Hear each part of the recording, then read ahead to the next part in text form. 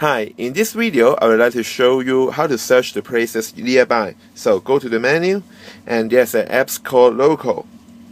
Alright, so open the apps and it will help you to search some places or some shops, alright, that nearby. For example, it will help you to search the restaurant, the cafe, alright, the bars and some attractions.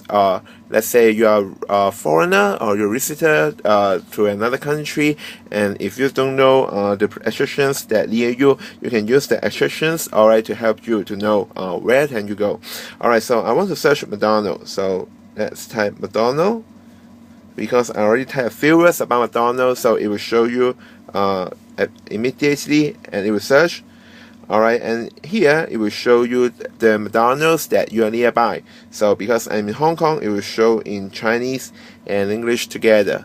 So it's very useful, or even your places that you are not familiar with, you can use to search the local, and it will help you to get the places you want to go. So if you are interested and if you think GT6 is helping you, you can go to the retail store to get one. See you next time. Bye bye.